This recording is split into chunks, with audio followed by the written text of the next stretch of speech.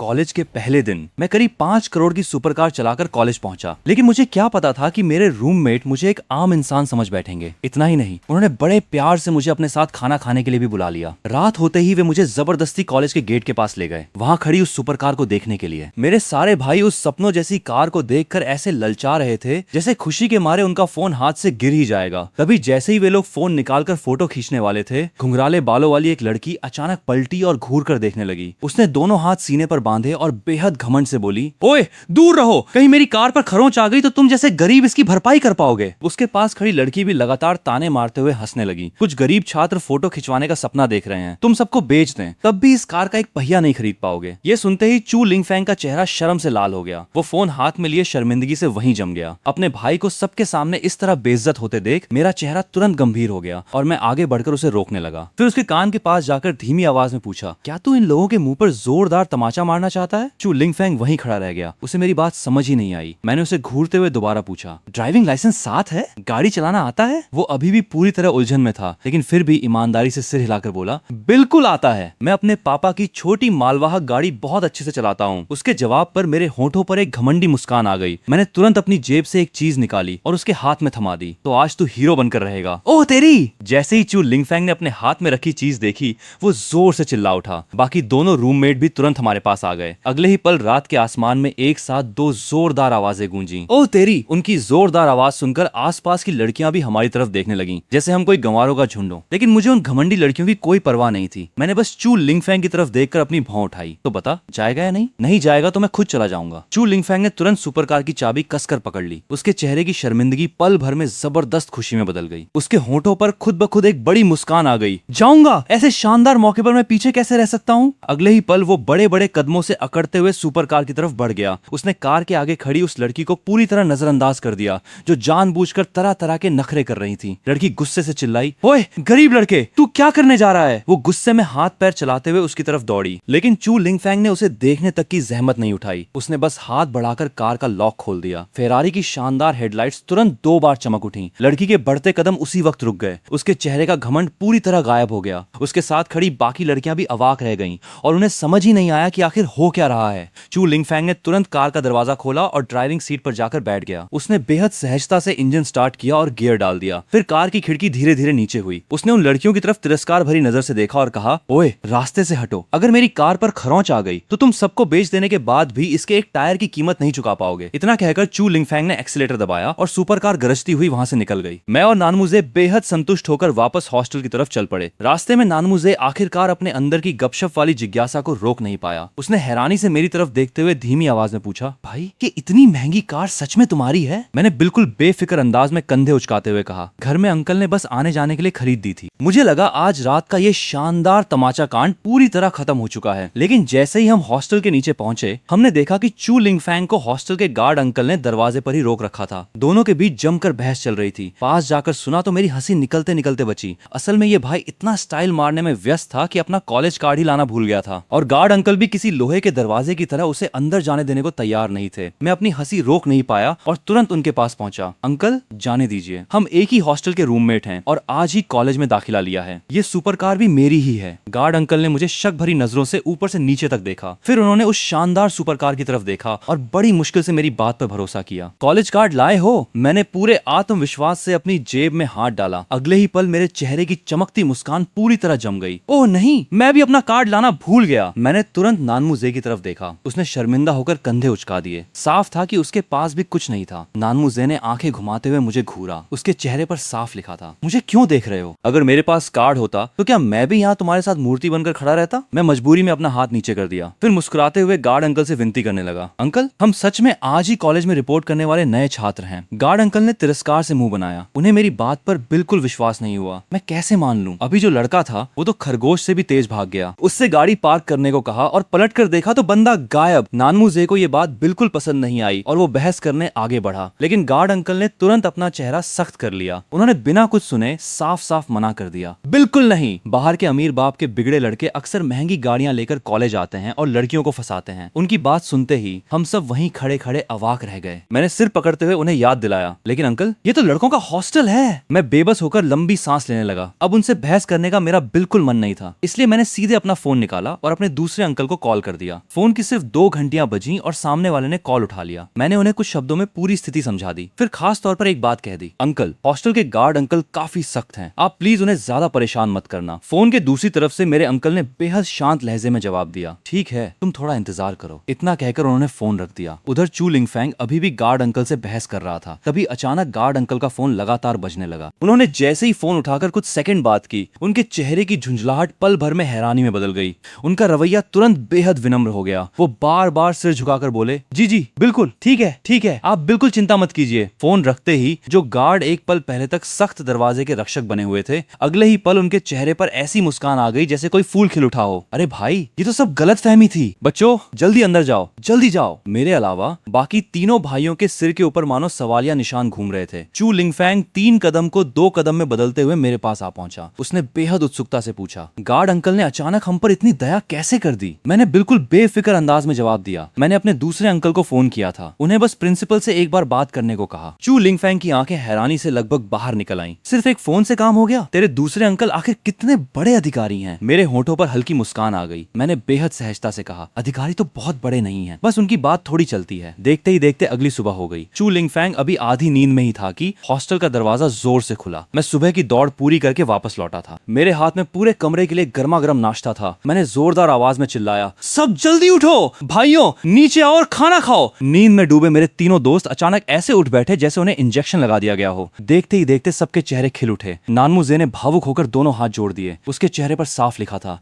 इतने बड़े एहसान का बदला शब्दों में नहीं चुका सकता। मैंने पूरे 20 बन खरीदे थे, साथ में ढेर सारी तली हुई ब्रेड, सोया मिल्क और चाय के अंडे भी थे। लेकिन चू लिंगफैंग तो ऐसे खाने पे टूट पड़ा जैसे कई दिनों से भूखा हो। अकेले ही उसने आधे से ज्यादा नाश्ता साफ कर दिया। नानमुजे उसके सुअर जैसी भूख पर मजाक उड़ाता रहा और इसी बीच हम सब ने जल्दी जल्दी तैयार होकर कपड़े बदल लिए। अब हमें मुख्य भवन के सामने इकट्ठा होना था। लेकिन जैसे ही हम मैदान में पहुंचे, मेरी आंखें खुली की खुली रह गईं। वहां छात्रों की इतनी भीड़ थी कि पूरा मैदान लोगों से भर चुका था। किसी को समझ ही नहीं आ रहा था कि किस दिशा में जाना है। तभी चश्मा पहने एक सीनियर जोर जोर से आवाज लगाने लगा, फाइनेंस विभाग के नए छात्र इधर आकर इकट्ठा हों। हम जैसे ही वहां पहुंचे, सफेद ड्रेस पहने एक लड़की हाथ में सूची लेकर धीरे धीरे आगे आई। उसके होंठों पर मुस्कान थी और आवाज बेहद मधुर थी। मैं दूसरे वर्ष की छात्रा लियू मेई हूँ और मैं फाइनेंस विभाग की छात्र संघ अध्यक्ष भी हूँ। मैंने उसे देखते ही पहचान लिया। मेरे मन में तुरंत सवाल उठा कि आखिर वो यहाँ कैसे आ गई। तभी मेरे पास खड़े चू लिंगफैंग ने मुझे आंख मारते हुए शरारती अंदाज में कहा, क्या तुझे नहीं लगता कि मेरी और खूबसूरत लियू सीनियर की कोई खास किस्मत जुड़ी हुई है? मैंने झुंझलाकर आंखें घुमाई। मैं उसे जवाब देकर मजाक करने ही वाला था कि मुझे महसूस हुआ कि लियू मेई की नजरें पहले से ही मुझ पर टिकी हुई थीं। उसने हल्की मुस्कान दी और तुरंत अपनी नजरें दूसरी तरफ कर लीं। फिर वो पलटी और हमें आगे ले जाने लगी। मुझे अभी इस कॉलेज को ठीक से देखने का मौका भी नहीं मिला था कि वो हमें सीधे हमारी कक्षा के बाहर ले आई। मैं और चू लिंगफैंग बेफिक्री से अंदर चले गए। हमने खिड़की के पास सबसे अच्छी खाली सीट चुनी और जाकर आराम से बैठ गए। थोड़ी देर बाद चश्मा लगाए एक युवा व्यक्ति बड़े कदमों से कक्षा में दाखिल हुआ। उसने गंभीर चेहरे के साथ अपना परिचय देते हुए बताया कि वो हमारे काउंसलर वांग युनताओ हैं। अपना छोटा सा परिचय देने के बाद उन्होंने तुरंत घोषणा कर दी कि अगले दिन से पूरे 2 हफ्ते की सैन्य ट्रेनिंग शुरू होगी। ये खबर सुनते ही पूरी कक्षा उबलते पानी की तरह शोर से भर गई। छुट्टी होते ही जब हम हॉस्टल वापस पहुंचे, मैंने देखा कि चू लिंगफैंग बिस्तर पर ऐसे पड़ा था जैसे उसकी जान ही निकल गई हो। उसके पूरे चेहरे पर जिंदगी से हार मान लेने के भाव थे। वो जोर जोर से रोते हुए बोला, पूरे 2 हफ्ते की नरक जैसी ट्रेनिंग, मुझे लगता है मेरा शरीर बुरी तरह टूटने वाला है। मैं खुद को रोक नहीं पाया और ठंडी हंसी हंसते हुए उसे चिढ़ाया, किसने कहा था कि रोज मेरे साथ दौड़ने की प्रैक्टिस मत करो? अब मुसीबत सामने आई तो डर लग रहा है? चू लिंगफैंग ने बिना कुछ कहे करवट बदल ली। उसने मुझे अपनी पीठ दिखा दी और फिर एक शब्द भी बोलने से इनकार कर दिया। दोपहर में ग्रुप में मैसेज आया कि सभी छात्र सैन्य ट्रेनिंग की यूनिफॉर्म लेने जाएं। मैंने तुरंत अपनी लंबाई और वजन की जानकारी दी। वहां मौजूद स्टाफ ने मुझे एक सेट कैमोफ्लेज यूनिफॉर्म पकड़ा दी। चू लिंगफैंग ने देखा कि मैं यूनिफॉर्म को देखकर चुपचाप खड़ा हूं। उसे लगा कि शायद मुझे इसका डिजाइन पसंद नहीं आया, लेकिन उसे क्या पता, मैं तो बस मुस्कुराकर मजाक करने वाला था। बुरी तो नहीं है, बस मेरी जिंदगी में पहली बार मैंने इतनी सस्ती यूनिफॉर्म पहनी है। मेरी बात सुनकर चू लिंगफैंग का मुंह खुला का खुला रह गया। अगली सुबह मैं हमेशा की तरह बिना किसी बदलाव के सुबह दौड़ने निकल गया। आखिर ये तथाकथित सैन्य ट्रेनिंग मेरे लिए किसी खास चुनौती से ज्यादा कुछ नहीं थी। इसे देखकर मुझे जरा भी परेशानी नहीं होने वाली थी। जैसे ही सुबह के 7:30 बजे हम सभी नए छात्र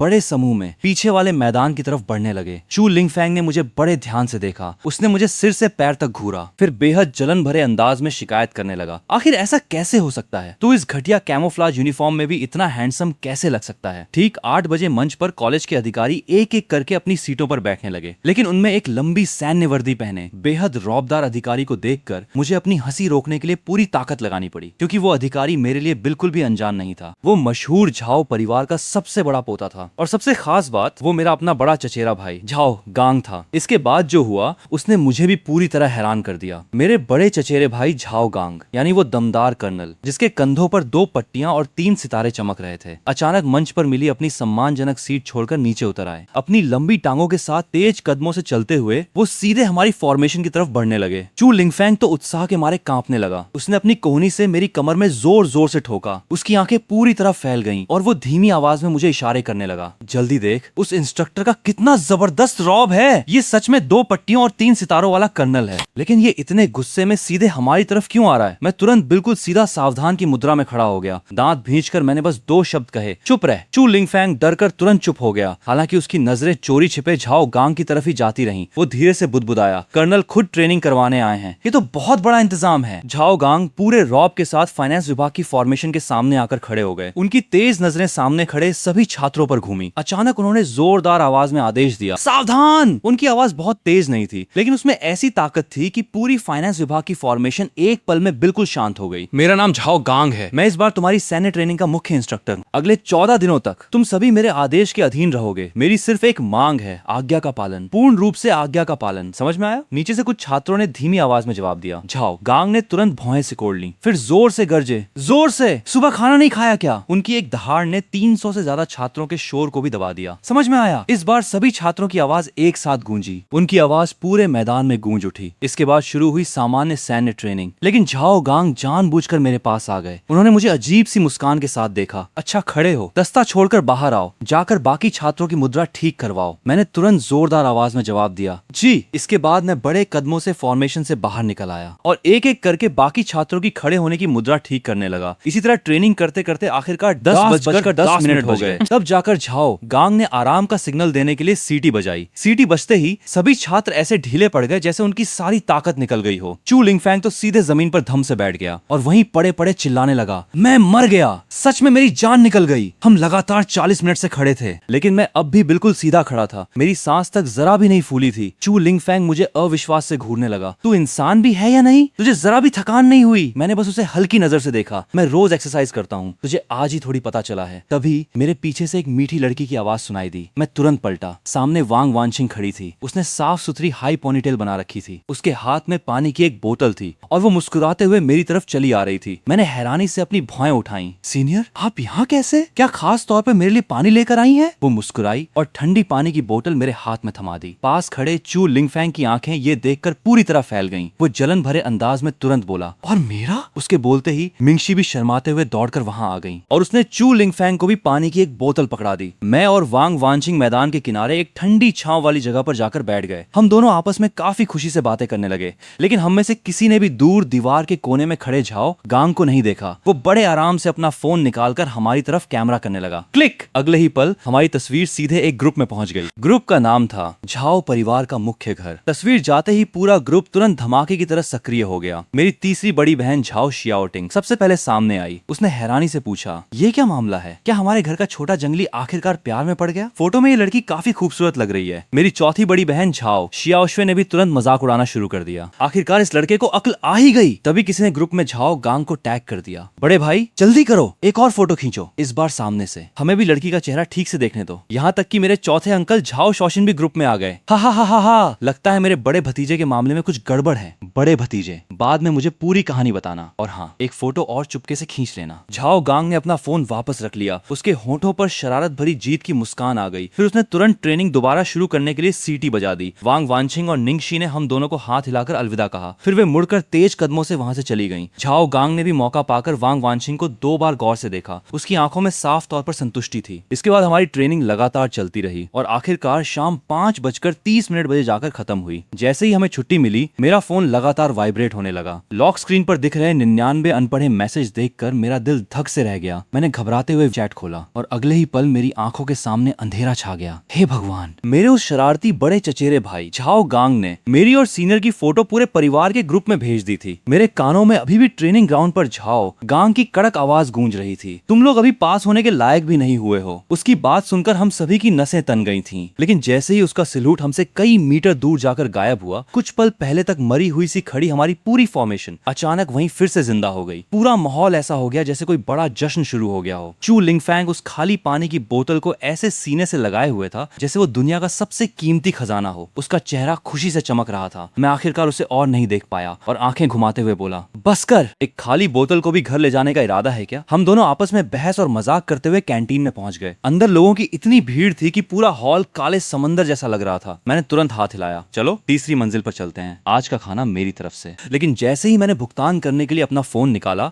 लॉक स्क्रीन पर चमकता हुआ 99 अनपढ़े मैसेज का निशान देखकर मेरा दिल फिर से एक पल के लिए रुक गया। मेरे वीचैट में कुल मिलाकर 100 दोस्त भी नहीं थे। आखिर कौन सा ग्रुप इतना ज्यादा मैसेज कर रहा है? मैंने कांपती उंगलियों से ग्रुप खोल दिया और सामने परिवार के रिश्तेदारों के गॉसिप से भरे मैसेज की बाढ़ आ गई। मैं तो सोच रहा था कि वहीं जमीन पर बैठकर मरने का नाटक कर दूं। तभी ग्रुप में एक और जानलेवा मैसेज आ गया। उस झाओ गांग ने फिर से एक नया मैसेज भेज दिया था, पहला दिन खत्म, जिसे भी झाओ ये की खबर जाननी है सीधे मुझे फोन कर लेना। मेरा तो दिल ही टूट गया। ये कैसी सैन्य ट्रेनिंग है? ये तो साफ साफ पूरे परिवार के सामने मेरी सार्वजनिक बेइज्जती का कार्यक्रम है। हे भगवान, अब तो मेरा आसमान ही गिरने वाला है। लेकिन अब मेरा दिल थोड़ा बैठ गया था। मैंने तय कर लिया कि अब मैं मरने का नाटक ही करता रहूंगा। वापस अपनी सीट पर आकर बैठ गया। मेरे रूममेट आपस में अपने अपने इंस्ट्रक्टर की बातें कर रहे थे। चू लिंगफैंग ने बताया कि उनके इंस्ट्रक्टर कर्नल रैंक के मुख्य प्रशिक्षक हैं, जबकि नानमू जे और लिन यीझो के इंस्ट्रक्टर सिर्फ निचले रैंक के सैनिक थे। तीनों ने मुझे देखा और बोले कि मैं तो बिल्कुल भी थका हुआ नहीं लग रहा। मैंने पूछा, क्या हुआ? नानमू जे ने कहा, तू बिल्कुल ठीक ठाक कैसे लग रहा है? मैंने सहजता से जवाब दिया, मैं रोज एक्सरसाइज करता हूँ। तभी खाना तेजी से टेबल पे आने लगा। 4 तरह की सब्जियां और एक सूप था। चू लिंगफैंग मांस खाते हुए मुझे बार बार ये भाई कहकर बुला रहा था। फिर खुशी से बोला, ये खाना मैं 4 साल तक याद रखूंगा। हम चारों ने खूब मजे से खाना खाया और कुछ देर के लिए मैं परिवार वाले ग्रुप की परेशानी भी भूल गया। लेकिन ज्यादा समय नहीं बीता था कि मेरा फोन बज उठा। मैंने स्क्रीन पर देखा, मेरी तीसरी बड़ी बहन का फोन था। मैं उठकर बोला, तुम लोग पहले खाओ, मैं फोन उठाकर आता हूँ। तीनों ने बिना ज्यादा ध्यान दिए हाथ हिला दिया। शायद उन्हें मेरी कोई खास परवाह नहीं थी। मैं कैंटीन से बाहर निकलकर एक पेड़ के नीचे पहुंचा, गहरी सांस ली और फोन उठा लिया। हेलो तीसरी दीदी। उधर से झाओ शियाओटिंग की आवाज सीधे धमाके की तरह आई। मुझे तुरंत फोन कान से थोड़ा दूर करना पड़ा। आखिर तूने फोन उठाया तो सही। मैंने कहा, मैं अभी खाना खा रहा था, कैंटीन में बहुत भीड़ थी। उसने तुरंत मेरी बात काट दी। ये सब बहाने हैं, पहले मेरे सवालों का जवाब दे। वो लड़की कौन है? दिखने में कैसी है? कहाँ की रहने वाली है? कौन सा विषय पढ़ती है? तुम दोनों की मुलाकात कैसे हुई और बात कहाँ तक पहुंची? उसने एक ही सांस में मुझसे 6 सवाल पूछ डाले। मैं 2 सेकंड तक चुप रहा, फिर बोला, तीसरी दीदी, क्या आप एक एक करके सवाल नहीं पूछ सकती?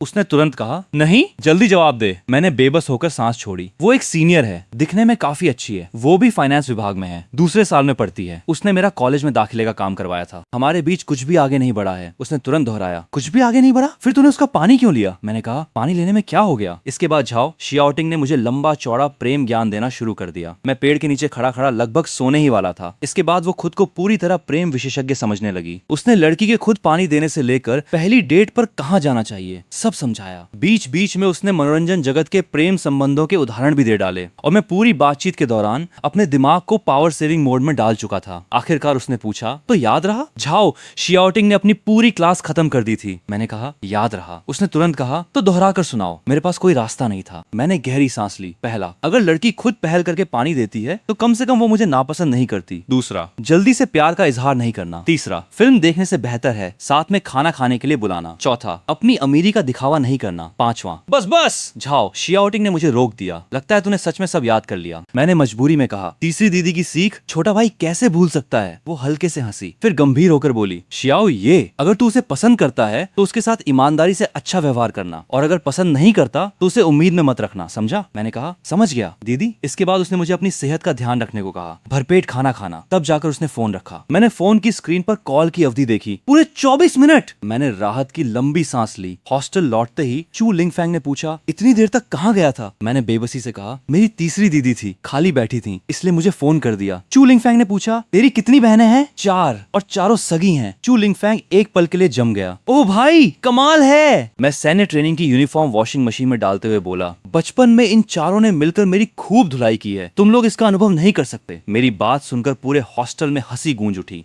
इसी तरह हमारी सैन्य ट्रेनिंग पूरे जोरों पर चलती रही। अगले कुछ दिनों में वांग वानचिंग 2 बार और मेरे लिए पानी लेकर आई। निंगशी भी उसके साथ आती थी और चू लिंगफैंग तो खुशी के मारे फूला नहीं समा रहा था। फिर सैन्य ट्रेनिंग का 8वां दिन आ गया। अब ट्रेनिंग अपने चरम पर पहुंच चुकी थी। चू लिंगफैंग बड़बड़ाया, ओ भाई, अभी तक आराम क्यों नहीं मिला? मैं बिल्कुल सीधा खड़ा था। मैंने हल्का सा मुंह हिलाकर कहा, डटे रहो, अपनी निंगशी सीनियर के बारे में सोचो। सोचो। चू लिंगफैंग ने जैसे ही ये सुना उसका शरीर तुरंत फिर से सीधा हो गया। तभी मैदान के पूर्वी हिस्से की पेड़ों से घिरी सड़क पर दो संदिग्ध सी आकृतियां धीरे धीरे हमारी तरफ बढ़ रही थीं। तीसरी दीदी, थोड़ा धीरे चलो, मुझसे अब चला नहीं जा रहा। उनमें से एक मीठे चेहरे वाली लेकिन बेहद पीली लड़की थी जो वहीं बैठ गई। वो मेरी चौथी बड़ी बहन झाओ शियाओशुए थी। बचपन से ही उसका शरीर कमजोर था, कुछ कदम चलने के बाद ही उसे आराम करना पड़ता था। उसके साथ मेरी तीसरी बड़ी बहन झाओ शियाओटिंग थी। वो मनोरंजन जगत की बेहद मशहूर स्टार थी, इसलिए उसे डर था कि कहीं लोग उसे पहचान न लें। उसने खुद को पहचान से बचाने के लिए पूरी तरह छिपा रखा था। सिर पर कैप, बड़ी काली सनग्लासेस, चेहरे पर मास्क और ऊपर से एक बेहद बड़ी जैकेट। झाओ शियाओशुए ने पूछा, तीसरी दीदी, हम इस तरह चुपके से छोटे भाई को देखने आए हैं, क्या वो नाराज हो जाएगा? झाओ शियाओटिंग ने कुछ सोचकर जवाब दिया, शायद मुझसे नाराज होगा। अरे नाराज होगा तो होने दो, वो मेरा क्या बिगाड़ लेगा। झाओ शियाओशुए ने थोड़ी देर आराम किया, फिर दोनों आगे बढ़ने लगी। झाओ शियाओटिंग पहले कभी इस यूनिवर्सिटी में नहीं आई थी, इसलिए उसने रास्ता पूछने के लिए एक लड़के को रोक लिया। सामने सिर से पैर तक लिपटी हुई उस अजीब सी महिला को देखकर लड़का भी घबरा गया। उसने रास्ता तो बता दिया, लेकिन उसे लगातार लग रहा था कि उसने ये आवाज पहले कहीं सुनी है। आखिरकार वे पीछे वाले मैदान के पूर्वी हिस्से में पहुंची। वहां दोनों ने एक छिपी हुई जगह तलाश ली। एक पेड़ के पीछे झाओ शियाओटिंग ने झाओ शियाओशुए को बैठा दिया और खुद आगे झांकने लगी। सामने सैकड़ों नए छात्र एक जैसी सैन्य वर्दी पहनकर बिल्कुल व्यवस्थित कतारों में खड़े थे। उसने काफी देर तक मुझे ढूंढा, लेकिन मैं नजर नहीं आया। फिर अचानक उसकी नजर बड़े भाई झाओ गांग पर पड़ी। वही फाइनेंस विभाग की फॉर्मेशन के इंस्ट्रक्टर थे। उसने झाओ गांग की स्थिति को ध्यान से देखा और आखिरकार उसी दिशा में उसे मैं भी दिखाई दे गया। तभी झाओ गांग ने सीटी बजाई। 10 मिनट के लिए आराम। मैंने अपना पानी का कप उठाकर पानी पिया। फिर जैसे ही मैंने सिर उठाया, मेरी नजर मैदान की बाड़ के बाहर खड़े एक ऐसे इंसान पर पड़ी जो इधर उधर ऐसे देख रहा था जैसे कोई लिपटा हुआ बड़ा सा चावल का पकौड़ा हो। मेरी नजर तुरंत उस पर टिक गई। मेरे दिल में अचानक एक ख्याल आया, चौथी दीदी और वो लिपटा हुआ इंसान, ये तो तीसरी दीदी है। मेरे मन में सबसे पहला ख्याल आया, ये दोनों क्या कर रही हैं? मैं तेजी से झाओ गांग के पास पहुंचा और धीमी आवाज में बोला, बड़े भाई, तीसरी और चौथी दीदी यहाँ आई हैं, मैं जरा उनके पास होकर आता हूँ। झाओ गांग ने सिर हिलाया, जाओ और चौथी बहन का अच्छे से ख्याल रखना। मैं तुरंत उनकी तरफ दौड़ पड़ा। झाओ शियाओशुए का चेहरा पहले से ही बेहद पीला था। मुझे देखते ही उसने बड़ी मुश्किल से मुस्कुराने की कोशिश की, लेकिन मैंने पहले उससे बात नहीं की, बल्कि सीधे उस लिपटे हुए पकौड़े की तरफ देखा और गुस्से में बोला, आपको जरा भी होश है या नहीं? आपको पता है चौथी दीदी की तबीयत कैसी रहती है? झाओ शियाओटिंग अपराधी की तरह एक कदम पीछे हट गई। तभी झाओ शियाओशुए ने मुझे रोकते हुए कहा, मैं खुद आना चाहती थी, तीसरी दीदी की कोई गलती नहीं है। मैंने झाओ शियाओटिंग को घूर कर देखा, फिर बिना कुछ कहे पलटा और झाओ शियाओशुए को अपनी बाहों में उठा लिया। चलो पहले किसी ठंडी जगह चलते हैं, यहाँ बहुत गर्मी है। ज्यादा देर नहीं हुई थी कि पीछे से झाओ गांग की आवाज आई, सभी अपनी जगह वापस आओ। चू लिंगफैंग ने पीछे मुड़कर देखा और मुझे एक खूबसूरत लड़की को गोद में उठाकर जाते हुए देखा। वो पूरी तरह उलझन में पड़ गया, लेकिन उसके दिमाग में तुरंत एक नया गॉसिप का बीज पड़ चुका था। मैं करीब 5 मिनट तक झाओ शियाओशुए को गोद में लेकर चलता रहा। तभी सामने एक छोटा सा कैंपस कैफे दिखाई दिया। कैफे बहुत बड़ा नहीं था, खिड़की पर कुछ छोटे छोटे मनी प्लांट रखे हुए थे। मैंने चौथी दीदी से कहा, दीदी हम यहाँ थोड़ी देर आराम कर लेते हैं, फिर तीसरी दीदी आपको घर ले जाएंगी। उन्होंने धीरे से कहा, ठीक है। लेकिन जैसे ही मैं कैफे के दरवाजे के पास पहुंचने वाला था, सामने से वांग वानशिंग हाथ में कुछ किताबें लेके आती हुई दिखाई दी। उसने सिर उठाया और मुझे एक लड़की को गोद में उठाए देखा। वो वहीं रुककर मुझे देखने लगी। मैंने हैरानी से कहा, वानशिंग सीनियर, आप यहाँ कैसे? मेरी आवाज सुनकर वो जैसे अपनी सोच से बाहर आई। उसने जवाब दिया, अभी मेरी क्लास खत्म हुई है। फिर उसने मेरी गोद में मौजूद लड़की की तरफ देखते हुए पूछा, ये कौन है? मैंने सहजता से कहा, मेरी बहन आई है, ये मेरी चौथी बहन झाओ शियाओशुए हैं। मैंने अपनी गोद में बैठी दीदी की तरफ इशारा किया, फिर सिर घुमाकर उस लिपटे हुए पकौड़े की तरफ देखा और उसकी तरफ थोड़ी से इशारा करते हुए कहा, और वो मेरी तीसरी बहन है। वांग वानशिंग ने जैसे ही सुना कि दोनों मेरी बहनें हैं, उसके चेहरे के भाव तुरंत सामान्य हो गए। उसने जल्दी से अभिवादन किया, नमस्ते दीदी, मैं झाओ ये की सीनियर वांग वानशिंग हूँ। मैंने कैफे में एक छोटा सा निजी कमरा ले लिया। आखिरकार झाओ शियाओटिंग ने अपना पूरा भेष उतारना शुरू किया। उसने कैप उतारी, फिर मास्क और उसके बाद बड़ी सनग्लासेस भी उतार दी। जैसे ही उसने अपना चश्मा हटाया, वांग वानशिंग ने हैरानी से अपना मुंह ढक लिया। दीदी क्या आप झाओ शियाओटिंग हैं? वो चेहरा उसके लिए बिल्कुल भी अनजान नहीं था, क्योंकि झाओ शियाओटिंग मनोरंजन जगत की सबसे मशहूर स्टार्स में से एक थी। वो प्रतिष्ठित फिल्म पुरस्कार में सर्वश्रेष्ठ अभिनेत्री का सम्मान जीत चुकी थी। उसके 3 एल्बम प्लैटिनम रिकॉर्ड बन चुके थे और वीवो पर उसके 5 करोड़ से ज्यादा फॉलोअर्स थे। उसकी मशहूर सीरीज चांगान का एक दिन इसी साल प्रसारित होकर खत्म हुई थी। पूरे शहर में उसके पोस्टर ही पोस्टर लगे हुए थे। झाओ शियाओटिंग ने हल्की मुस्कान के साथ कहा, हाँ मैं ही हूँ। फिर उसने वांग वानशिंग को गौर से देखते हुए पूछा, कहीं तुम वही सीनियर तो नहीं हो जो शियाओ ये को पानी देने आती थी? वांग वानशिंग इतनी उत्साहित हो गई कि कुछ पल के लिए बोल ही नहीं पाई। फिर उसने मेरी तरफ देखा। उसे सच में बिल्कुल उम्मीद नहीं थी कि झाओ शियाओटिंग मेरी सगी बहन होगी। इसके बाद मैं आराम से कॉफी पीते हुए दोनों की बातें सुनने लगा, लेकिन झाओ शियाओटिंग ने फिर अपनी गॉसिप वाली आदत शुरू कर दी। उसने वांग वानशिंग से सवाल करना शुरू किया, तुम किस साल में पढ़ती हो? वांग वानशिंग ने बताया, दूसरे साल में। और तुम शहर के किस इलाके से हो? झाओ शियाओटिंग ने खुशी से अपनी जांग पर हाथ मारा। बहुत बढ़िया,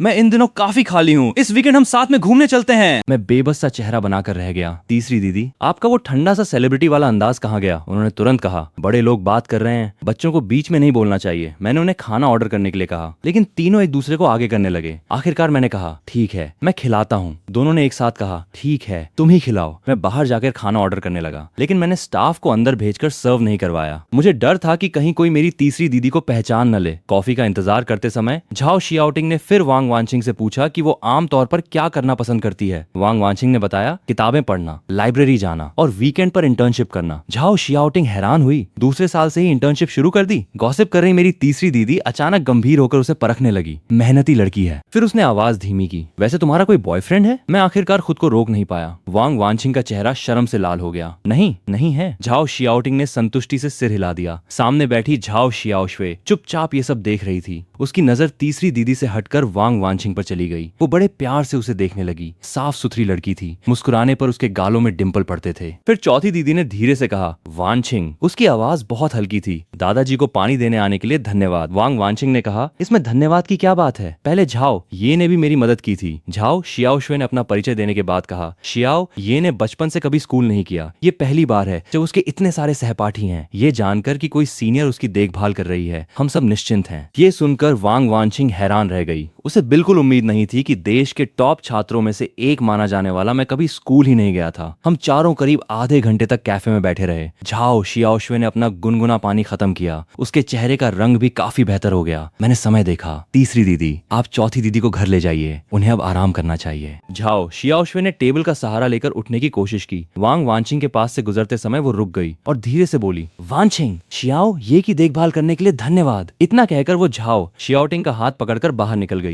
दरवाजे तक पहुंचकर झाओ शियाओटिंग ने फिर पीछे झांका। उसने वांग वानचिंग को आंख मारी, किसी को मत बताना कि मैं यहाँ आई थी, ये हमारा छोटा सा सीक्रेट है। दोनों के जाने के बाद वहाँ सिर्फ मैं और वांग वानचिंग रह गए। वांग वानचिंग ने कहा, तुम्हारी तीसरी बहन टीवी पर जैसी दिखती हैं, असल में वैसी बिल्कुल नहीं है। टीवी पर तो बहुत ठंडी और गंभीर लगती हैं, लेकिन असल जिंदगी में इतनी मिलनसार हैं। मैंने बिना भाव बदले कहा, वो उनका बनाया हुआ पब्लिक इमेज है, असल जिंदगी में वो कैसी हैं ये तो तुम अभी देख ही चुकी हो। वांग वानचिंग अपनी हंसी नहीं रोक पाई। मुझे तो अच्छी लगी, बहुत असली लगती हैं। फिर उसने पूछा, क्या मैं उनका वीचैट जोड़ सकती हूँ? क्या ये ठीक रहेगा? अभी मैं खुद पूछने में झिझक रही थी। मैंने झाओ शियाओटिंग का वीचैट अकाउंट वांग वानचिंग को भेज दिया। साथ ही मैंने झाओ शियाओटिंग को एक वॉइस मैसेज भी भेज दिया। उधर से उसने तुरंत वांग वानचिंग की फ्रेंड रिक्वेस्ट स्वीकार कर ली। वांग वानचिंग इतनी खुश हुई कि उसने अचानक मुझे गले लगा लिया। मैंने मजाक में कहा, क्या मुझे भी तुम्हें गले लगाना चाहिए? वांग वानचिंग को तुरंत एहसास हुआ कि उसने क्या कर दिया है। उसने झट से मुझे छोड़ दिया, फिर घबरा कर बोली, तुम जल्दी से सैन्य ट्रेनिंग में जाओ, जल्दी जाओ, इंस्ट्रक्टर काफी सख्त हैं। उसके शर्माए हुए चेहरे को देखकर मैं हल्का सा मुस्कुरा दिया। सीनियर धन्यवाद। उसने पूछा, किस बात का धन्यवाद? मैंने कहा, मेरे लिए पानी लेकर आने के लिए। मैंने गंभीरता से कहा, और अभी मेरी चौथी दीदी से बात करने के लिए भी धन्यवाद। आज वो बहुत खुश हुई। वांग वानचिंग ने मेरी तरफ देखा। उसके मन में जो हल्की सी बेचैनी थी वो पूरी तरह गायब हो गई। उसकी जगह एक गर्मजोशी भरी अनकही सी भावना ने ले ली। वो मुस्कुराकर बोली, कोई बात नहीं, तुम्हारी चौथी बहन बहुत प्यारी है और तुम्हारी तीसरी बहन भी बहुत खास है। मैंने समय देखा, सुबह के 11:10 बज चुके थे। ट्रेनिंग खत्म होने में ज्यादा समय नहीं बचा था, इसलिए मैं भागता हुआ वापस मैदान में पहुंच गया। झाओ गांग उस समय ट्रेनिंग करवा रहे थे। मैंने जोर से आवाज लगाई, रिपोर्ट। झाओ गांग ने मुझे देखा, लाइन में लगो। फिर उन्होंने कहा, थोड़ी देर बाद मेरे पास आना। वो मेरे सामने आकर खड़े हो गए। 300 से ज्यादा छात्रों की तरफ पीट करके उन्होंने बहुत धीमी आवाज में पूछा, चौथी बहन कैसी है? मैंने बड़े भाई की तरफ देखा। ट्रेनिंग के दौरान उनका चेहरा हमेशा की तरह सख्त था, लेकिन उनकी आंखों में चिंता साफ दिखाई दे रही थी। मैंने कहा, कोई बड़ी बात नहीं है, बस थोड़ी थक गई थी। तीसरी दीदी उन्हें घर ले गई हैं। झाओ गांग ने सिर हिलाया। वो एक पल के लिए चुप रहे, फिर बोले, तीसरी दीदी का कोई भरोसा नहीं। मन में आया और बस निकल पड़ी। उनके होंठ हल्के से हिले, लेकिन आखिर में उन्होंने सिर्फ सिर हिलाया। वापस लाइन में जाओ। कुछ ही देर बाद झाओ गांग ने आवाज लगाई, सभी इकट्ठा हो जाओ। उन्होंने दोपहर की ट्रेनिंग के बारे में बताया, फिर सबको छुट्टी दे दी। चू लिंगफैंग पूरे दोपहर से सवाल दबाए बैठा था। उसने तुरंत पूछा, झाओ ये तुम अभी कहाँ गए थे? और जिसे गोद में उठाकर ले जा रहे थे वो कौन थी? मैंने जवाब दिया, मेरी चौथी बहन। उनकी तबीयत थोड़ी खराब रहती है, तीसरी दीदी उन्हें लेकर आई थी। चू लिंगफैंग बोला, मुझे तो लगा, लेकिन फिर उसका उत्साह अचानक खत्म हो गया। मैंने पूछा, क्या लगा? वो बोला, कुछ नहीं कुछ नहीं, दोपहर की ट्रेनिंग में कोई खास घटना नहीं हुई। शाम 5:30 बजे ट्रेनिंग खत्म हो गई, लेकिन आज रात हमें फिर नाइट ट्रेनिंग करनी थी। जैसे ही ये खबर सुनाई गई, पूरे मैदान में छात्रों की चीख पुकार मच गई। झाओ गांग ने तुरंत पूछा, इतना शोर क्यों? उन्होंने बोलना शुरू किया। उनकी आवाज बहुत ऊंची नहीं थी, लेकिन हर शब्द सीधे कानों में चुभ रहा था। क्या मैंने कहा है कि आज रात तुम्हें 5 किलोमीटर दौड़ना है? पूरी फॉर्मेशन तुरंत शांत हो गई। झाओ गांग एक कदम आगे बढ़े। इस बार उनके चेहरे का तनाव थोड़ा कम था। आज रात कुछ खास नहीं है, सिर्फ खेलना है। पूरा मैदान एक पल के लिए शांत रह गया, फिर अचानक खुशी से गूंज उठा। झाओ गांग ने हाथ उठाकर सबको शांत कराया। दिन में ट्रेनिंग काफी कठिन थी। मुझे पता है तुम लोग थक चुके हो, इसलिए रात में कोई फिजिकल ट्रेनिंग नहीं होगी, हम गेम खेलेंगे। चू लिंगफैंग सबसे पहले खुशी से चिल्लाया। उसकी आवाज खुशी के मारे फटने लगी थी। झाओ गांग ने हाथ हिलाया। 300 से ज्यादा छात्र घास पर पालथी मारकर बैठ गए। झाओ गांग भी हमारे साथ बैठ गए। उन्होंने आराम से एक पैर दूसरे पर रख लिया। उनका अंदाज दिन की सख्त ट्रेनिंग से बिल्कुल अलग था। उन्होंने कहा, आज दिन में तुम लोगों का प्रदर्शन कैसा रहा तुम लोगों को खुद पता है, लेकिन मैं किसी की आलोचना नहीं करना चाहता। आखिर सैन्य ट्रेनिंग का मकसद यही है कि तुम्हें पता चले कि थकान आखिर होती क्या है। अब तो तुम सब ने अच्छी तरह महसूस कर लिया होगा, है ना? नीचे कुछ लोग धीरे धीरे हंसने लगे। झाओ गांग ने पूछा, मैं तुम लोगों से एक सवाल पूछता हूँ, आज की ट्रेनिंग की कठिनाई को लेकर तुम्हारा क्या विचार है? जैसे ही उसने सवाल पूछा, सबकी शिकायतों का पिटारा खुल गया। बहुत ज्यादा थकाने वाली थी, मेरी तो टांगे ही मेरी नहीं रही, पैरों में 2 छाले पड़ गए हैं। झाओ गांग बड़े ध्यान से सबकी बातें सुन रहा था। जब लगभग सभी अपनी शिकायतें बता चुके, तब उसने धीरे से कहा, थकान महसूस होना बिल्कुल सामान्य है। जब मैं नया भर्ती हुआ था, तब मेरी ट्रेनिंग तुम लोगों से भी ज्यादा कठिन थी। वो उठकर अपनी वर्दी से धूल झाड़ने लगा। ऐसा करते हैं, मैं तुम लोगों को एक मौका देता हूँ। तुम लोगों में से कोई एक मेरे साथ मुकाबला करे। तुम्हें मुझे हराना जरूरी नहीं है, बस मेरी क्षमता का आधा कर दिखाओ। मैं मान लूंगा कि तुम लोग जीत गए, और अगर तुम जीत गए तो कल की ट्रेनिंग आधी कर दी जाएगी। ये सुनते ही पूरा मैदान तुरंत शोर से गूंज उठा। झाओ गांग ने हाथ उठाकर सबको शांत कराया। ठीक है, पहले खाना खा लो, शाम 7 बजे वापस आकर इकट्ठा होना। शाम के 7 बजते ही पूरा मैदान छात्रों से भर गया। झाओ गांग ने आराम से अपनी कमर घुमाई। तो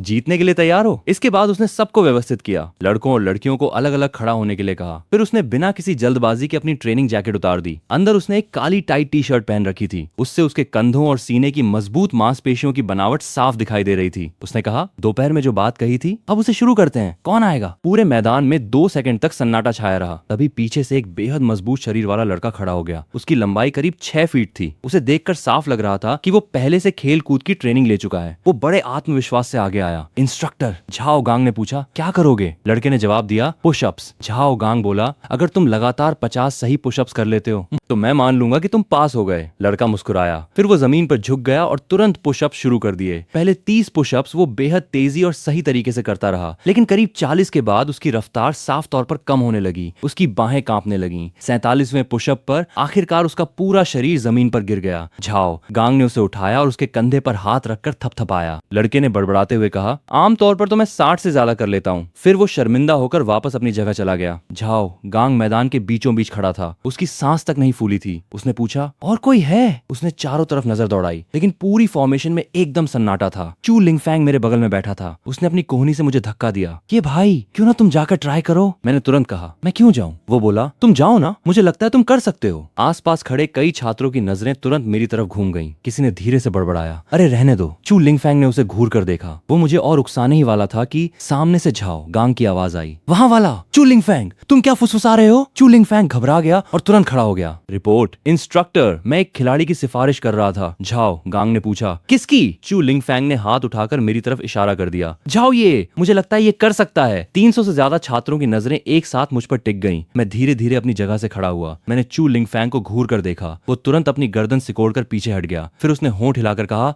ऑल द बेस्ट। झाओ गांग ने मुझे देखा। उसकी आंखों में एक पल के लिए दिलचस्पी की चमक दिखाई दी। उसने बिना कोई भाव दिखाए पूछा, झाओ, ये क्या तुम कोशिश करना चाहते हो? मैंने और बड़े भाई झाओ गांग ने 1 सेकंड के लिए एक दूसरे की आंखों में देखा। उसके लहजे से मुझे साफ समझ आ गया कि वो जानबूझकर मेरी क्षमता को परखना चाहता था। मैंने जवाब दिया, ठीक है। मेरी आवाज ज्यादा ऊंची नहीं थी, लेकिन जवाब बेहद साफ और दृढ़ था। पूरी फॉर्मेशन में तुरंत धीमी धीमी चर्चाएं शुरू हो गईं और ज्यादातर लोगों को मुझसे जीत की कोई उम्मीद नहीं थी। मैं आगे बढ़कर झाओ गांग के सामने जाकर खड़ा हो गया। मैंने पूछा, क्या करना है? उसने जवाब दिया, पुशअप्स, अपनी पूरी क्षमता तक। जो पहले थक कर रुक गया वही हारेगा। झाओ गांग ने आगे कहा, एक नियम और जोड़ते हैं, तुम्हें जरूरी नहीं कि मुझे हराना ही पड़े। अगर तुम मेरे किए हुए पुशअप्स के आधे भी कर लेते हो तो मैं तुम्हें विजेता मान लूंगा और कल की ट्रेनिंग आधी कर दी जाएगी। मैंने बेपरवाही से कहा, मेरी तरफ से तो ठीक है, ट्रेनिंग आधी न भी हो तब भी मुझे कोई दिक्कत नहीं। नीचे खड़े छात्रों में फुसफुसाहट और तेज हो गई। किसी ने कहा, तुम अकेले नहीं हो, तुम हम सबका प्रतिनिधित्व कर रहे हो। मैंने उसकी तरफ देखा तो तुम आ जाओ। मैंने उसे तिरस्कार भरी नजर से देखा। वो लड़का तुरंत चुप हो गया। मैंने फिर कहा, अगर तुम लोगों में खुद सामने आने की हिम्मत हिम्मत नहीं है तो ज्यादा बोलने की भी जरूरत नहीं है। मेरी बात सुनते ही सब शांत हो गए। मैंने कहा शुरू करते हैं। मैं जमीन पर लेट गया, दोनों हाथ घास पर मजबूती से टिकाए। मेरी पोजीशन बिल्कुल सही थी, लगभग किताब में दिए उदाहरण जैसी। हम दोनों ने एक साथ पुशअप शुरू कर दिए। 20, 30, 50। आसपास की सारी फुसफुसाहट धीरे धीरे बंद हो गई। उनकी जगह अब पूरी तरह सन्नाटा था। 80, 100। कुछ लोगों ने हैरानी से जोर से सांस खींची, लेकिन मेरे एक भी पुशअप की मुद्रा नहीं बिगड़ी। मेरी सांस तक बिल्कुल सामान्य थी। 150, 200। पूरे मैदान का माहौल पूरी तरह बदल चुका था। हर कोई आंखें फाड़कर हमें देख रहा था। 250, 300। हम दोनों किसी मशीन की तरह लगातार पुशअप्स कर रहे थे। रुकने का कोई इरादा किसी का नहीं था। 350, 400। जब झाओ गांग ने 410वां पुशअप पूरा किया, उसकी बाहें अचानक कमजोर पड़ गईं। उसका शरीर जमीन पर जा गिरा। वो पलटकर मैदान में लेट गया और जोर जोर से सांस लेने लगा, लेकिन मैं अभी भी जारी था। 411, 412। सबसे पहले चू लिंगफैंग को यकीन हुआ कि क्या हो रहा है। वो अचानक उछलकर खड़ा हुआ और जोर से चिल्लाया, झाओ ये! अगले ही पल पूरा मैदान धमाकेदार तालियों और शोर से गूंज उठा। तालियों की आवाज, चीखें और सीटियों की आवाज आपस में मिल गई। हर कोई मेरा नाम चिल्ला रहा था। मैंने इसके बाद 5 और पुशअप्स किए, फिर आखिरकार रुक गया। जब मैं खड़ा हुआ तो ऐसा लग रहा था जैसे कुछ हुआ ही नहीं। मेरी सांस भी ज्यादा तेज नहीं हुई थी। मैं झाओ गांग के पास गया और उसकी तरफ हाथ बढ़ाया। जमीन पर लेटे झाओ गांग ने अपने छोटे भाई की तरफ बढ़ा हुआ हाथ देखा। वो एक पल के लिए ठिठका, फिर उसके चेहरे पर मुस्कान आ गई। मुस्कान बहुत हल्की थी, लेकिन दिल से थी। उसकी आंखों में गर्व की एक झलक साफ दिखाई दे रही थी। उसने मेरा हाथ पकड़ा और खड़ा हो गया, फिर पूरी टीम की तरफ मुड़कर बोला, आज की प्रतियोगिता में हार गया, कल की ट्रेनिंग आधी कर दी जाएगी। ये सुनते ही पूरी फाइनेंस क्लास में जोरदार खुशी की लहर दौड़ गई। चू लिंगफैंग भीड़ से निकलकर आया और मेरा हाथ पकड़ लिया। भाई, तुमने 400 से ज्यादा पुशअप्स कर दिए, तुम इंसान हो भी या नहीं? मैंने हाथ उठाकर उसके सिर पर हल्की चपत लगाई। छोड़ मेरा हाथ, मुझे उल्टी आने वाली है। उस दिन के बाद हर कोई मुझे बिल्कुल अलग नजरों से देखने लगा। पहले जहां लोग मुझे सामान्य समझते थे,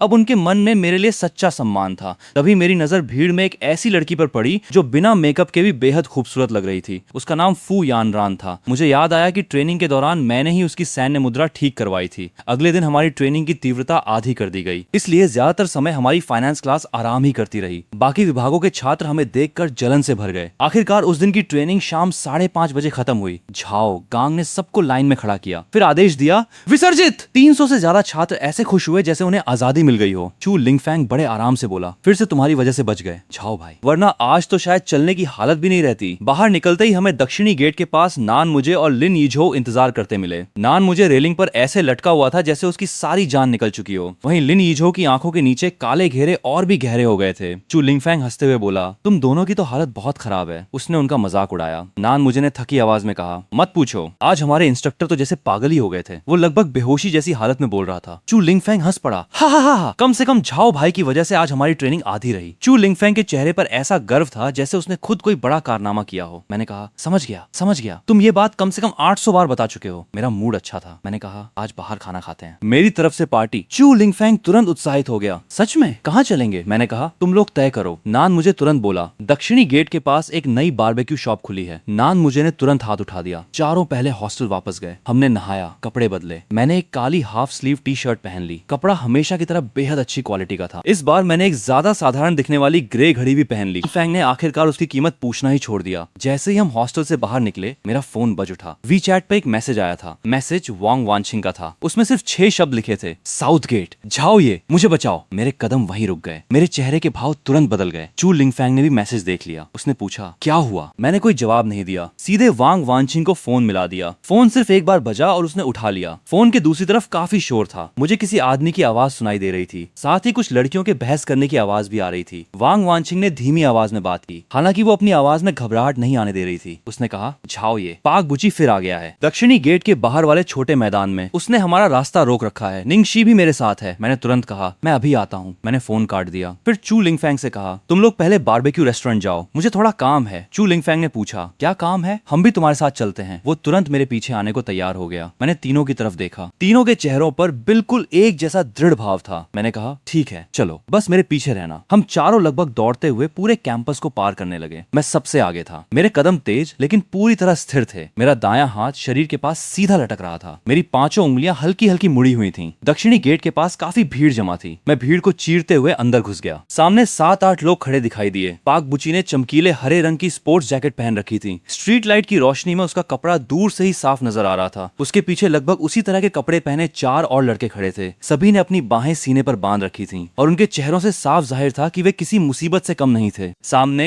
वांग वांचिंग और निंगशी को एक पेड़ और फूलों की क्यारी के बीच बने छोटे से कोने में घेर कर खड़ा किया गया था। वांग वांचिंग ने अपने हाथ में फोन कसकर पकड़ रखा था। उसकी पीठ बिल्कुल सीधी थी, चेहरे पर ठंडे भाव थे। निंगशी उससे आधा कदम आगे खड़ी थी, उसका चेहरा थोड़ा पीला पड़ गया था। पाक बुची ने कहा, वांचिंग तुम मुझसे भाग क्यों रही हो? उसने अपना सिर थोड़ा टेढ़ा किया। उसकी आवाज में अजीब सी मिठास थी। मैं तो बस तुम्हें खाना खिलाने के लिए बुलाना चाहता हूँ, इतनी बड़ी बात क्यों बना रही हो? वांग वांचिंग ने शांत आवाज में कहा, मैं पहले ही कह चुकी हूँ, हम दोनों एक दूसरे के लिए सही नहीं है, तुम दोबारा मेरे पास मत आना। उसकी आवाज शांत थी, लेकिन निंगशी महसूस कर सकती थी कि उसके शरीर में हल्का कंपन हो रहा था। पाक बुची हंस पड़ा। सही नहीं है? वो वांग वांचिंग की तरफ एक कदम और बढ़ा। मैं पाक बुची, शक्ल सूरत में अच्छा हूँ, मेरे पास पैसा भी है, ऐसी कौन सी कमी है मुझ में कि मैं तुम्हारे लायक नहीं हूँ? निंगशी कुछ कहने ही वाली थी, लेकिन पाक बुची ने उसे घूर कर देखा और वो वहीं रुक गई। मैं वांचिंग से बात कर रहा हूँ, तुम बीच में क्यों बोल रही हो? निंगशी अनजाने में आधा कदम पीछे हट गई, लेकिन फिर भी उसने दांत भींचकर अपनी जगह नहीं छोड़ी। पाक बुची, ज्यादा मत बढ़ो। वांग वांचिंग की आवाज अब और ठंडी हो गई थी। ये कॉलेज का गेट है, तुम्हें पता है, मैं पुलिस को बुला सकती हूँ। पुलिस? पाक बुची ने पीछे खड़े अपने साथियों की तरफ देखा। वे सभी तुरंत हंसने लगे। बुला लो, मैंने तुम्हारा कुछ किया ही नहीं है, मैं तो बस तुम्हें खाना खिलाने के लिए बुला रहा हूँ, पुलिस इसमें क्या कर सकती है? इतना कहकर वो फिर एक कदम आगे बढ़ा। अब वो वांग वांचिंग से सिर्फ 2 कदम दूर था। मैंने भीड़ को हटाते हुए रास्ता बनाया और तेजी से अंदर चला गया। मैंने पाक बुची की तरफ देखा तक नहीं, सीधे वांग वांचिंग के पास जाकर खड़ा हो गया। फिर बेहद स्वाभाविक तरीके से मैंने अपना हाथ उसके कंधे पर रख दिया। वांग वांचिंग का पूरा शरीर एक पल के लिए कांप गया, लेकिन अगले ही पल वो ऐसे मेरी तरफ झुकी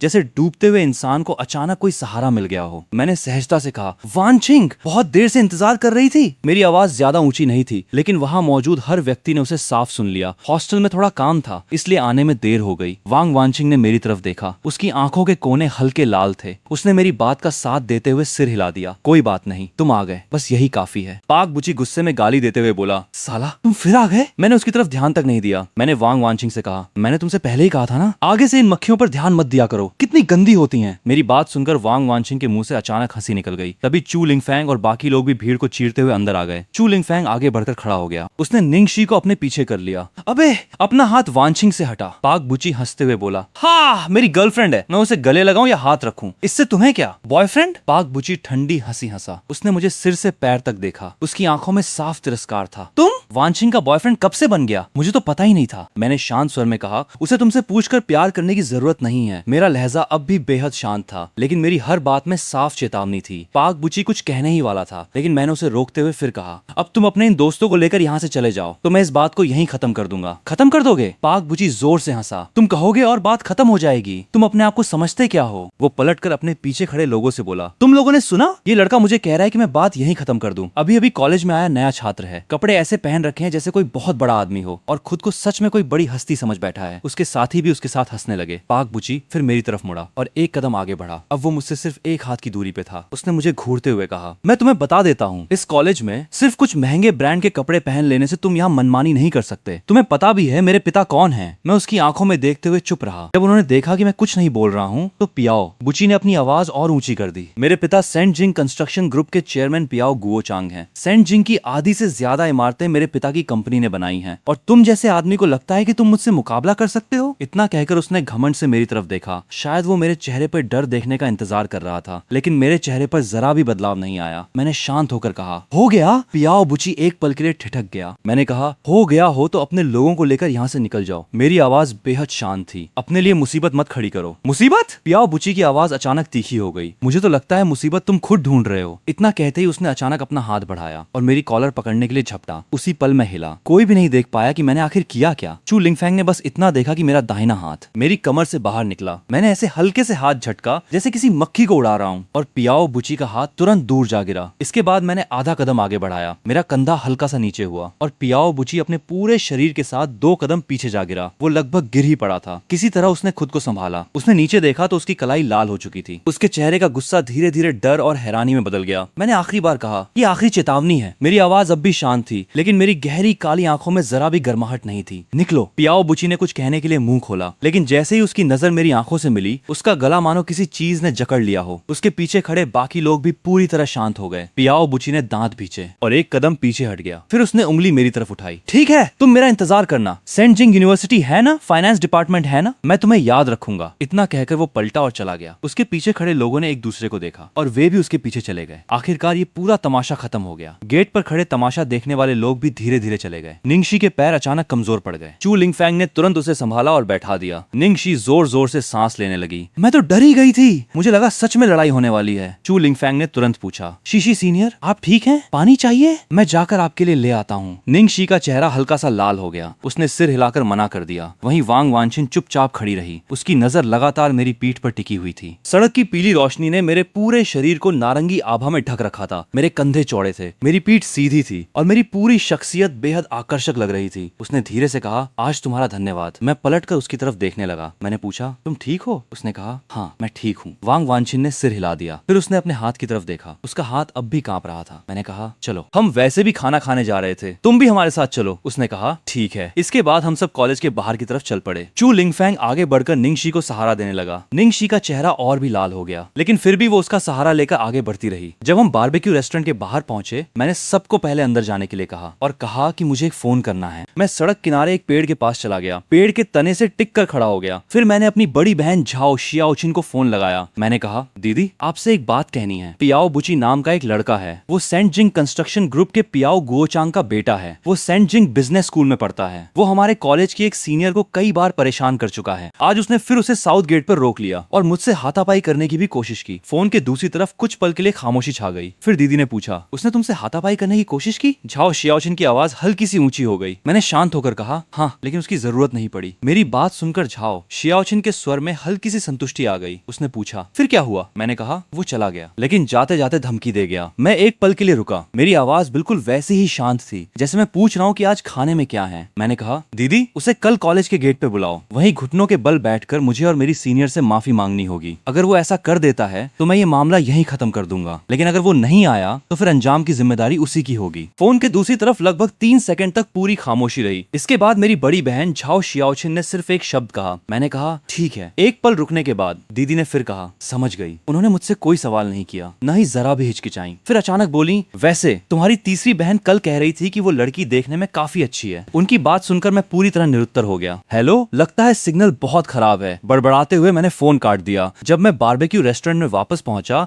तब तक वांग वानचिन और निंगशी थोड़ी देर पहले हुई घटना को भूल चुकी थीं। वे चू लिंगफैंग और बाकी लोगों के साथ आराम से बातें कर रही थीं। टेबल पर काफी सारे व्यंजन आ चुके थे। चू लिंगफैंग ने मुझे हाथ हिलाकर कहा, झाओ भाई जल्दी बैठो, मांस मैंने पहले ही ऑर्डर कर दिया है। तुम बिल्कुल चिंता मत करो, मैंने सबसे बढ़िया मांस ही मंगवाया है। लेकिन ज्यादा देर नहीं हुई थी कि अचानक रेस्टोरेंट के बाहर तेज ब्रेक लगने की आवाज गूंज उठी। सिर्फ एक गाड़ी नहीं थी, कई गाड़ियां थीं। रात की खामोशी में टायरों के सड़क से रगड़ खाने की आवाज बेहद कर्कश लग रही थी। 3 बेहद शानदार लग्जरी स्पोर्ट्स कारें आकर रुकीं। एक के बाद एक उनके दरवाजे खुले और उनमें से करीब 20 साल की उम्र के 12 युवक बाहर निकले। सभी ने महंगे ब्रांडों के कपड़े पहन रखे थे। सबसे आगे चल रहा लड़का चमकीले हरे रंग की जैकेट पहने हुए था, जिसकी वजह से वो भीड़ में बेहद अलग दिखाई दे रहा था। वो पियाओ बुची था। वो बारबेक्यू रेस्टोरेंट के दरवाजे पर खड़ा हुआ। उसकी नजर तुरंत उस टेबल पर बैठे मुझ पर जा टिकी और वो अपने लोगों को लेकर सीधे मेरी तरफ बढ़ाया। रेस्टोरेंट के बाकी ग्राहक तुरंत सिर झुकाकर बैठ गए। रेस्टोरेंट के मालिक का चेहरा डर के मारे सफेद पड़ गया। उसका हाथ पहले ही काउंटर के नीचे रखे फोन तक पहुंच चुका था। चू लिंगफैंग के हाथ से बारबेक्यू ग्रिल छूटकर टेबल पर गिर गई। वांग वानचिन का दिल घबरा उठा। उसने मेरे कपड़े खींचकर मुझे सावधान किया। मैंने उसे भरोसा दिलाने के लिए सिर्फ एक नजर दी,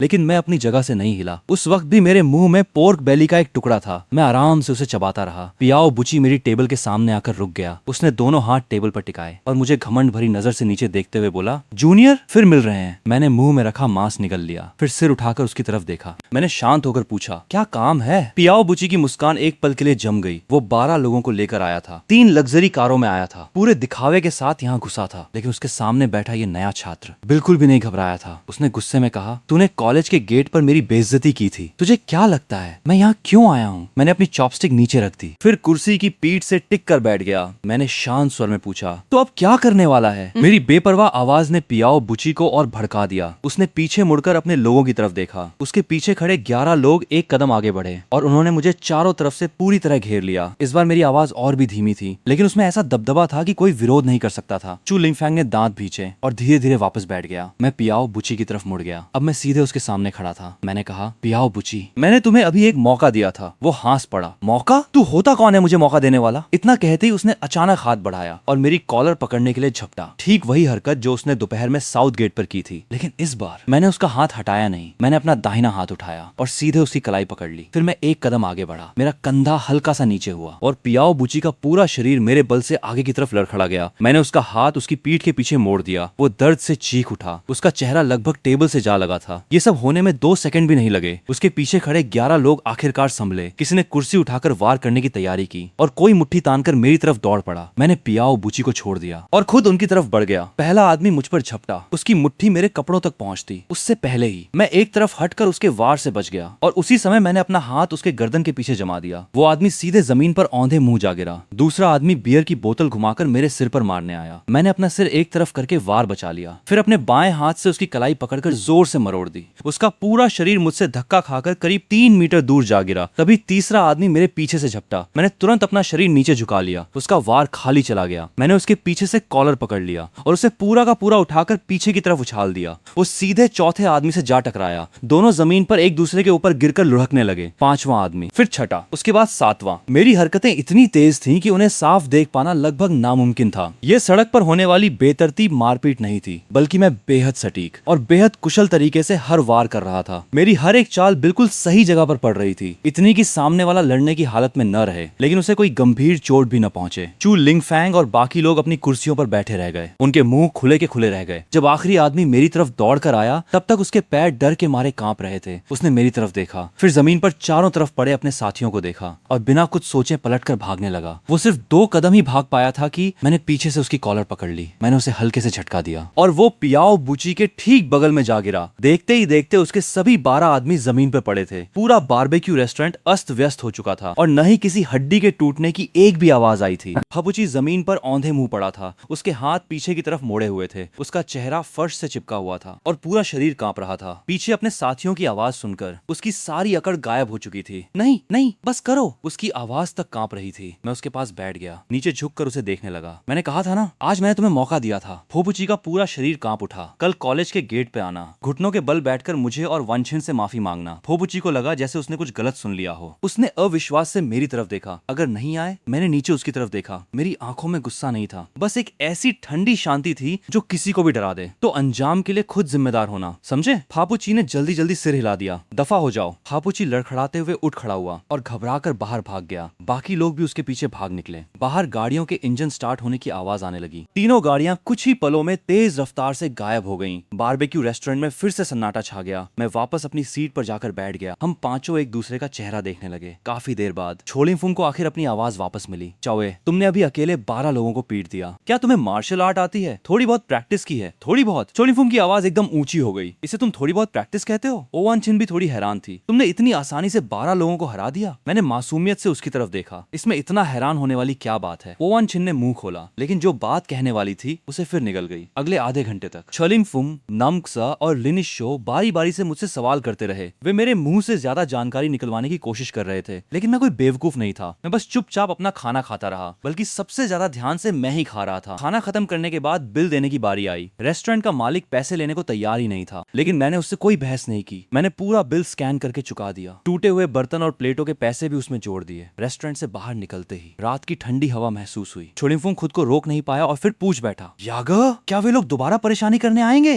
नहीं आएंगे, मैंने पूरे विश्वास के साथ जवाब दिया। तुम्हें कैसे पता? मैंने कोई जवाब नहीं दिया, बस हाथ जेब में डाल लिए और बिना किसी जल्दबाजी के आगे बढ़ता रहा। लड़कियों के हॉस्टल के नीचे हम 6 लोग अलग हो गए। वो अनछिन वहीं खड़ी रही। वो मुझे दूर जाते हुए देखती रही। फिर उसने बहुत धीमी आवाज में कहा, गुड नाइट। उसकी आवाज इतनी धीमी थी कि शायद सिर्फ वही खुद सुन सकी। उसी समय संजिंग दाजिक से 15 किलोमीटर दूर एक आलिशान बंगले के बाहर एक सफेद स्पोर्ट्स कार धीरे धीरे आकर रुकी। फबुची ड्राइविंग सीट पर बैठा था। उसके हाथ अभी भी कांप रहे थे, किसी चोट की वजह से नहीं, बल्कि डर की वजह से। उसकी कलाई सुन्न हो चुकी थी। पीठ में हल्का हल्का दर्द हो रहा था, लेकिन ये छोटी मोटी चोटें उसके लिए कुछ भी नहीं थी। असली तकलीफ तो उस एहसास की थी जो उसके अंदर तक उतर चुकी थी, बेइज्जती का एहसास। 11 लोग एक ही आदमी के हाथों बुरी तरह हार गए थे, और सबसे डरावनी बात यह थी कि उस आदमी के चेहरे के भाव शुरू से अंत तक बिल्कुल नहीं बदले थे। भाई, अस्पताल चलकर दिखा दें? ड्राइव कर रहे उसके साथी ने सावधानी से पूछा। अस्पताल किस लिए? घर चल, फापुची गुस्से से चिल्लाया। उसके दिमाग में बार बार वही दृश्य घूम रहा था जब चाओ ने उसके सामने झुककर बैठा था। उसकी वो गहरी काली आंखें एक शांत तालाब की तरह बिल्कुल स्थिर, उनमें कोई गुस्सा नहीं था, बस एक ऐसी ठंडी दृढ़ता थी जो इंसान को अंदर तक डरा दे। कल कॉलेज के गेट पे आना, स्कूल के गेट पे घुटनों के बल बैठकर मुझे और मेरी सीनियर से माफी मांगना, ये शब्द उसके दिमाग में कांटे की तरह चुभ गए थे। वो उन्हें अपने दिमाग से निकाल ही नहीं पा रहा था। गाड़ी पार्क परिवार की हवेली हवेली के सामने आकर रुकी। पार्क बूची ने दरवाजा खोला और नीचे उतरा। उसकी कलाई में इतनी तेज दर्द हो रहा था कि वो दर्द से चेहरा सिकोड़ रहा था, लेकिन उसने कोई आवाज नहीं निकाली। वो नहीं चाहता था कि घर वाले उसे इस हालत में देखें, खासकर उसके पिता। उसने अपनी कलाई सहलाई, फिर घर का दरवाजा खोलकर अंदर चला गया। लिविंग रूम की लाइट जल रही थी। पार्क गुकचांग सोफे पर बैठा था, हाथ में चाय का कप था। पार्क बूची के कदम अचानक रुक गए। आमतौर पर इस वक्त उसके पिता या तो किसी पार्टी में होते थे या अपने स्टडी रूम में। वो बहुत कम ही लिविंग रूम में बैठकर किसी का इंतजार करते थे। पापा पापा, पार्क गुकचांग ने सिर उठाया। पार्क बूची ने अपने पिता के चेहरे का भाव देखा और उसका दिल धक से रह गया। वो गुस्सा नहीं था, वो भयंकर क्रोध भी नहीं था, बल्कि उससे कहीं ज्यादा गहरी और भारी चीज थी, डर। इधर आओ। पार्क गुकचांग की आवाज भारी और रूखी थी। पार्क बूची मजबूरी में उसके पास चला गया। पापा क्या हुआ? पार्क गुकचांग कुछ सेकंड तक उसे घूरता रहा। हाल ही में तुमने किससे पंगा लिया है? पार्क बूची एक पल के लिए जम गया। मैंने किसी से पंगा नहीं लिया। पापा आप ऐसा क्यों पूछ रहे हैं? पार्क गुकचांग के चेहरे का भाव बदल गया। किसी से पंगा नहीं लिया? पक्का? हाँ बिल्कुल। पार्क बूची और ज्यादा उलझ गया। आज बस किसी से थोड़ी सी बहस हो गई थी। कैसी बहस? पार्क बूची कुछ पल हिचकिचाया। स्कूल के गेट पर एक फर्स्ट ईयर के छात्र से थोड़ा विवाद हो गया था। मैं उसे समझाने के लिए कुछ लोगों को लेकर गया था, लेकिन उसने हमें पीट दिया। पीट दिया? कितने लोग लेकर गए थे? 10, 11। पार्क गुकचांग उसे घूरने लगा, जैसे ये पक्का कर रहा हो कि उसका बेटा झूठ तो नहीं बोल रहा। लिविंग रूम में कुछ सेकंड तक खामोशी छाई रही। फिर वो अचानक खड़ा हुआ, अपना हाथ घुमाया और पार्क बूची के चेहरे पर जोरदार थप्पड़ जड़ दिया। पार्क बूची बुरी तरह हिल गया। उसके चेहरे का आधा हिस्सा तुरंत लाल होकर जलने लगा। पापा आपने मुझे क्यों मारा? पार्क गुकचांग ने कुछ नहीं कहा। उसने दूसरी बार भी जोरदार थप्पड़ मार दिया। पार्क बूची 2 कदम पीछे लड़खड़ा गया और उसके होंठ के कोने से खून निकल आया। तुम्हें पता भी है कि तुमने किससे पंगा लिया है? पार्क गुकचांग लगभग चिल्ला उठा। मैंने किसी से पंगा नहीं लिया। तुम्हें पता है आज रात मुझे किसका फोन आया था? पार्क गुकचांग ने गहरी सांस ली। झाओ शाओचिन, झाओ ग्रुप की प्रेसिडेंट। पार्क बूची की आंखें थोड़ी सिकुड़ गईं। झाओ ग्रुप की स्थापना झाओ जियानहुआ ने की थी। 20 साल में उसकी मार्केट वैल्यू 100 बिलियन तक पहुंच गई थी, लेकिन झाओ ग्रुप को असली ऊंचाई झाओ शाओचिन ने दी थी। उसके संभालने के बाद सिर्फ 3 साल में कंपनी की मार्केट वैल्यू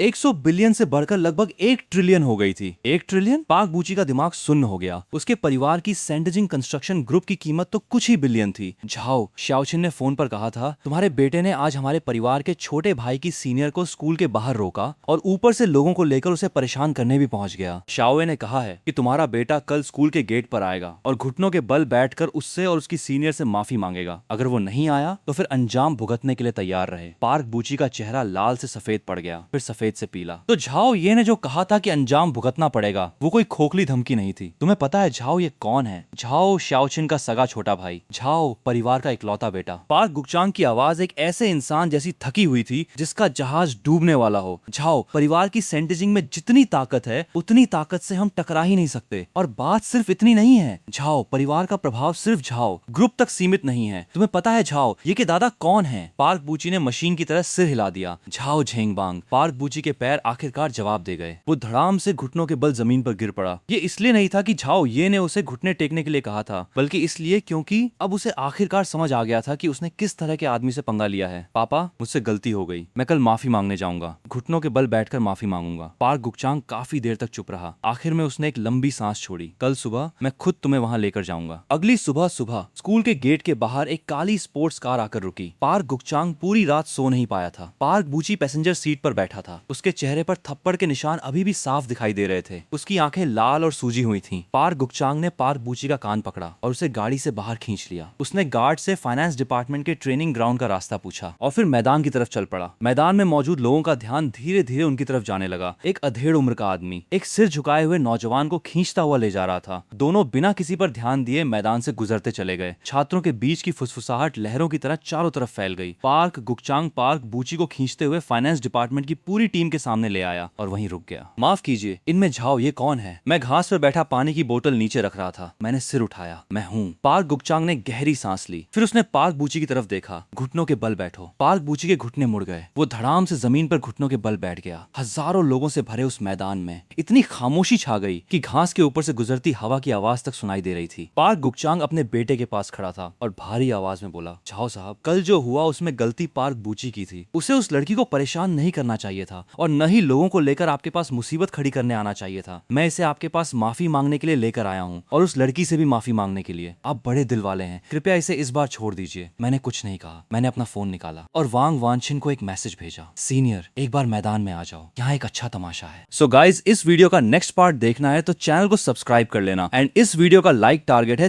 3000 लाइक्स का, तो उसे पूरा कर देना।